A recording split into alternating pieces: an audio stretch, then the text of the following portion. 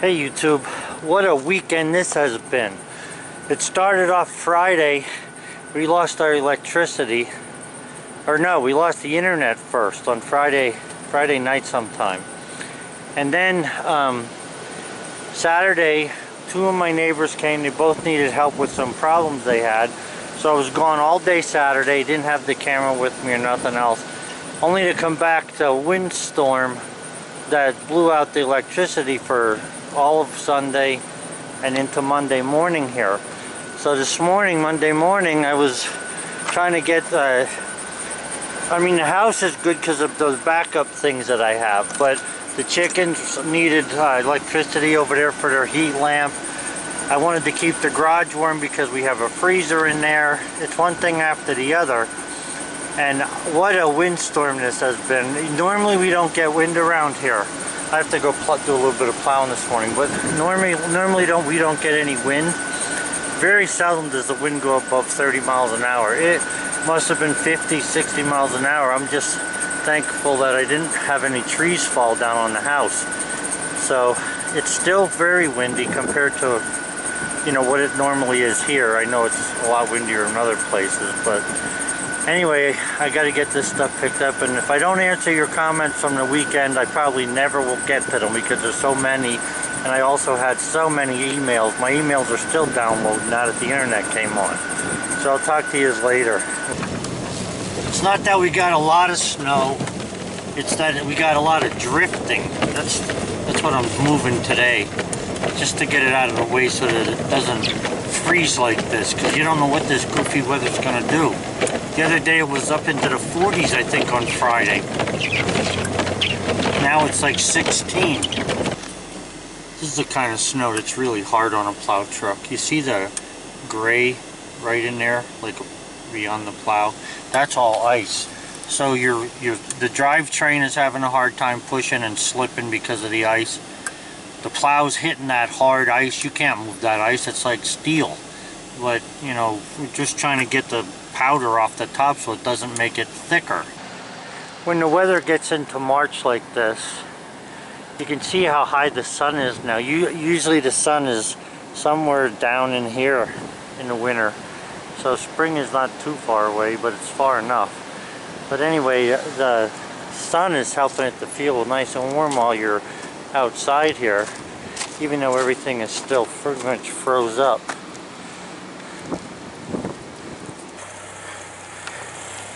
Well guys, it's 17 out, but a nice sunny day, and we're looking at 90 degrees, 89, 90 degrees in the kiln, and that snow just came off of there, so you know, it just melted off. So you're probably looking at, I don't know, it'll probably reach 100 if the sun stays out like this. I can't wait to start planing this lumber and getting it out of there. So this is what my reward from Bullseye is for being faithful and taking him out every day. When he gets mad when he don't go out and he wants to dig a hole and stuff. Not good. Bad dog. Because of this stupid weather that we've been having, I need to go over and change the straw in the chickens' coop. I usually use this Timothy because it has a really nice smell to it. It seems like it's kind of like cleaning with, I don't know, some kind of freaking pine cleaner or something, but it smells good when it's done. It's a little more costly, but I don't really care about that. So I'll be using these tools then to fill this thing with the used straw, the dirty straw, and I'll be throwing that up on where I want to plant grass next year, or this year, but in the summer. So that's where I'm headed this morning. I got to get some gas in containers. I already gave her a couple containers, so I got to do the chicken coop. I don't know if I ever showed this before, but basically there's two parts to this chicken coop. This one here is 4x6 or 5x6, and the other one is 6 or 4x8. And all I do is rake the straw out, throw it in the buggy, and then get rid of it. These stupid chickens still have not learned to drink from this water heater thing, which I wish they would, because it's really a pain carrying water over here every day. The other thing is I have a white light and I also have a red light that keeps the water from freezing. But I mean, this one doesn't need to heat, but I have another one that hangs from those strings, and then from the strings I'll hang feeders and water, and they're okay with this. They enjoy it. I gotta get back to work. So I have this rake here, and all I did was tape, and I think I bolted a piece of angle iron onto it to make it long enough so that I can reach to the back of that, the 8 foot. I don't want to be crawling in here, so then I can pull the straw out and clean this thing up pretty good. Now, when the chickens were small, the Rhode Island Red, they all stayed in here and they left the two leghorns in the other section. They just go through here to talk to one another. But anyway, it seems now that they're all hurtling together in this one side where the Rhode Island Red, or where the leghorns are, which is good because there's not near as much dirt to clean up here. Most of it's over in the other one, so that means that I don't have to clean it every single day, and I don't. I know a lot of people do. I'll clean the main one over there like every 3 weeks, and this one I'll do even less if they're not going to be using it, so see what happens. I need to put another roost on the other side, because over on this side here I only have one roost over there. If I put another one like maybe along this side, I might be able to get all the chickens to stay in the one thing, and I won't have to clean this side out then. We'll see. This winter weather is hard on a person, and you know, you just do the best you can. Once you get into a routine, sometimes you don't realize your routine isn't that great and you still stay in it. So I'm hoping to get out of the routine. Bullseye, please. Anyway, that's what I'm up to today. Whew. So it's a little afternoon right now. You can see the shadows are aiming down towards the house, which means the sun's in the south, so it's sometime a little bit afternoon. But this is what I do with this chicken stuff. There's some chicken manure in there, which is good for the grass as long as it's not too much. And by the time spring comes around, this stuff from all the rains and all will be broken up pretty good. It's not really too much for the grass because I didn't plant the seed yet. What I'm going to be doing is I'm going to be digging through this and mixing this up with dirt, and it'll give me some good topsoil later. So I just keep putting it, you know. Now naturally what I put down here has already been buried with snow, but that's what I do with it. And it ends up being good soil. And not only that, but the deer eat the tips of the timothy. The deer eat some of the corn that's thrown away that, you know, was laying on the bottom of the coop, as well as some of the chicken feed, because the chickens, you know, get that stuff all over the place. So small animals and that'll eat this stuff. Yeah, there might be some mice in that, but I am constantly killing mice, so it's not like they're overwhelming me or anything. But that's what I do with it. And I did that from, you know, here all the way up, and it seems to have made some good grass for me. But it takes time for everything to break down. Whew. It's really cold and windy today. You can see Old Glory up there flopping in the wind a little bit.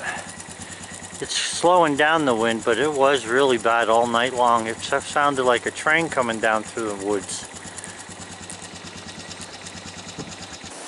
So I was saying earlier in the video, one of my neighbors had problems. One of them needed help to get corn out to the animals. The other needed, he had a problem with his well. The well pump wouldn't shut off, and what it ended up being was there was a check valve that was bad, so we had to replace that. So I'd taken that's my plumbing toolbox. I keep all kinds of plumbing junk in there. Just my plumbing parts drawer, whatever I need I usually have in there. So I gotta put this stuff away. I want to fix a flat tire on the backhoe, or on the four-wheeler next, because it keeps losing air now again. It had stopped, but it's still losing air. Also, one of the good things about having good neighbors, you can see he gave me a nice set of jumper cables here, and the wire is similar to what welding wire is. So I'm going to take the clamps off of one end, hook it to the battery, and then I'll have a good way of jumping stuff with that right away. So far we're rolling through the chores today. So I'm trying to find this flat or hole in this tire. You can see I spray Windex on it. It's convenient. You can see right there. Now the tire looks like the wheel hit something and was bent, but right there's where it's leaking some air. Just a very small amount, but there's only like 12 pounds of air pressure in this thing, so I wouldn't doubt if that's where it's leaking. However, I want to take another look at this because there's a big hole in here that Carmine, here, right here, had you can see that's not leaking. We fixed that from the inside with a patch and then fill it with a rubber, 3M rubber stuff, and it seems to be holding pretty well. I'm assuming that it's just that little bit there because when I fill it, I can use it all day before, you know, the next day is when it's kind of low, and it's not even all that low. One of these days I'm going to build myself a tub to put these tires in. I've always wanted one and I've never made one. I always do this instead, which is actually not as good. I need a tub for tires. Even a plastic one would be good, but one that's big enough for like my pickup truck tires, because I change all my own tires. I never take tires to the tire joint. I buy tires online and I change them right here and balance them, because those friggin' tire guys, did you ever see a guy wash a wheel when they changed the tires? I never did. How are you supposed to get an accurate reading for balancing them if you don't wash the wheels, especially when they're caked with mud like what you see up where I live here? So that's why I don't take them there, because they don't wash the wheels. It looks like there might be a little coming out of that. When I take this tire apart, I think what I'll do,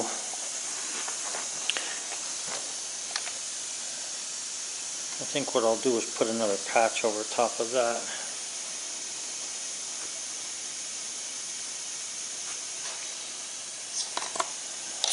Right here's where we replace the thing in there. If it's coming out of there, it's darn slow. But like I say, I think this here, let me get a piece of paper towel.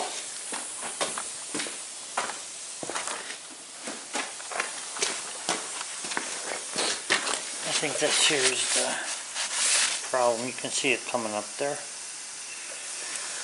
So I'm going to let the air out of this tire. I'll tell you one thing about changing tires. If you're an old guy like me and you're fixing tires manually on one of those tire things, you must be in fairly good shape, because changing tires is a tough job. It's like it being in a fight.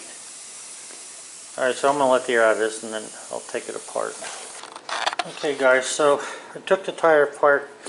I basically cleaned it because I think there might have been some grit had gotten into it when I originally put it together the first time, I guess. I don't know, but anyway, there's no bubbles forming. Now there's some bubbles on there from when I squirted the stuff in, but nothing's forming there. I'm going to check the back, because the back here is actually where it was leaking before.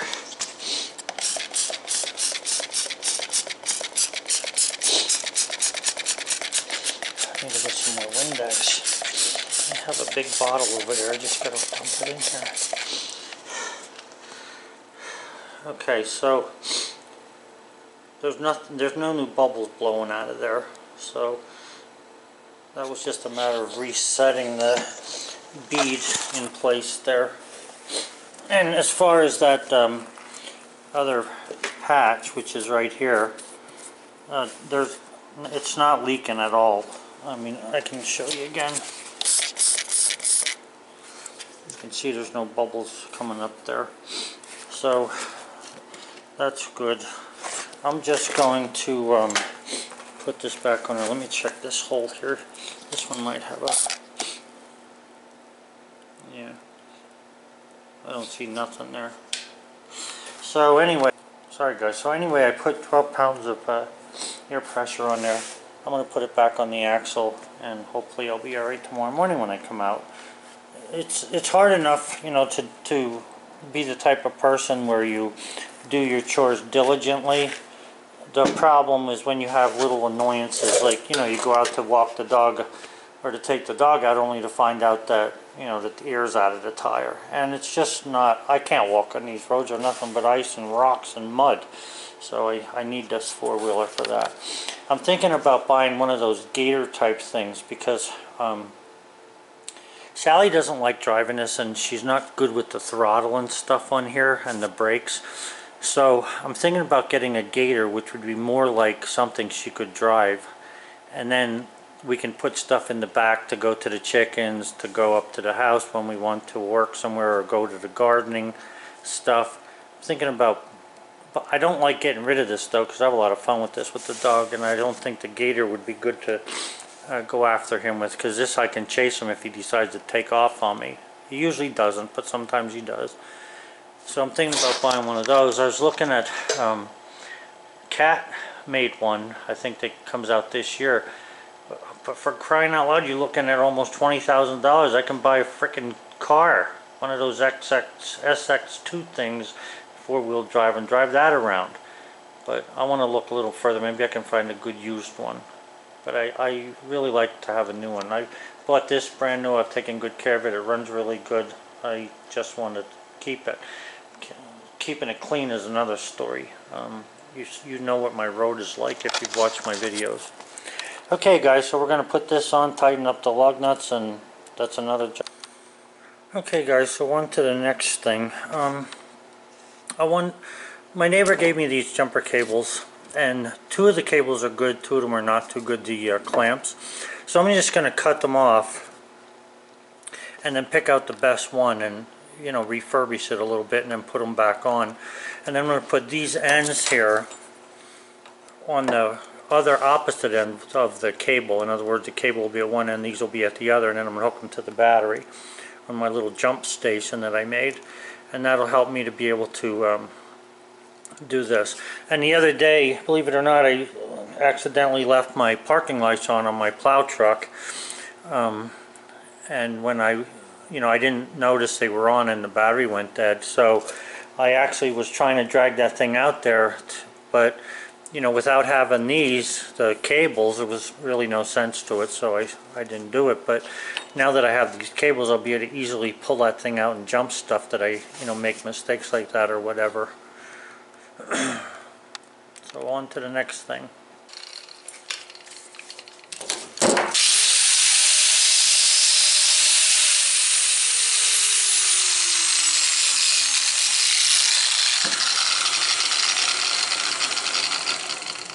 This one here, the wire's good, but the clamp doesn't seem to have very much going for it. It seems like one thing or the other.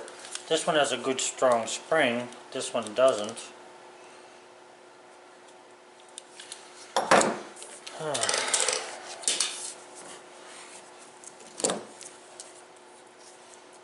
going to have to take the jaw out of this, drill that out, and put this wire into the clamp up there.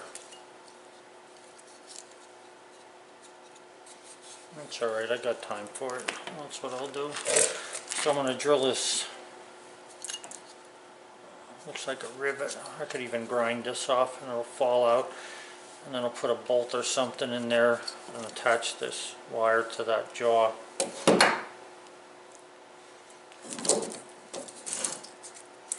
This one here has a bad one on it too. This positive one here is good.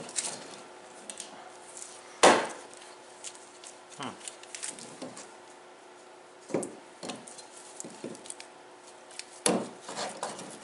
gonna have to put it. Yeah, I think I'm gonna keep that. Well, you know, the jaw is missing on this side. I'll fool around with this. I'm going to grind the rivets out, and then I'll have good, I can put bolts in there to make this work. Alright, so I'm going to cut some of these off here and then see which ones are the best.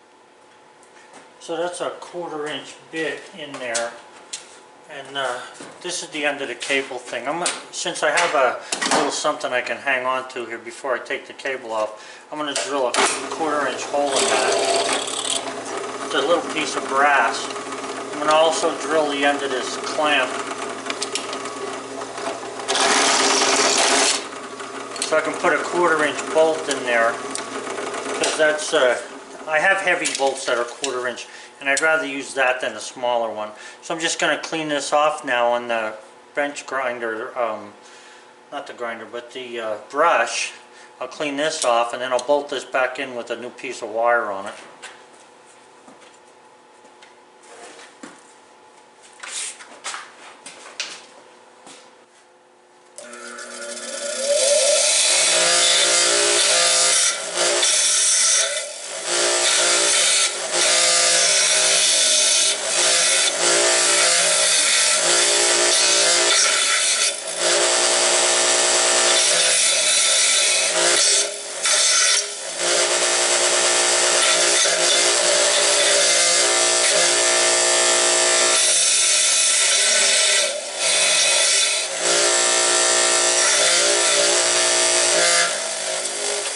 So just open this clamp up here, pull this wire out, bear the wire on the cable, put the new cable in, slide this up through the handle, and put a bolt in there. Something that's going to hold that really nice and strong so I don't have to be fooling around with this. I'm just getting a measurement there. It's roughly right to here.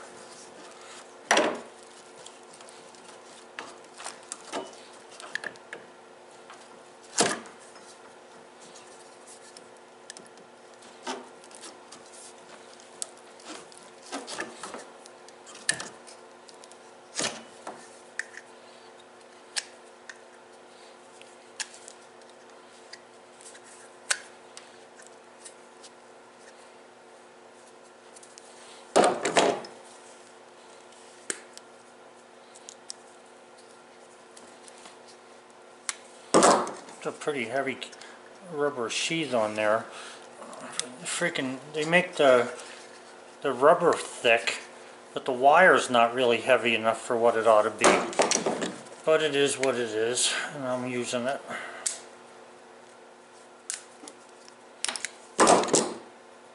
You see how heavy that rubber is compared to the wire. Alright, well anyway, I'm going to take this one off and put this in there.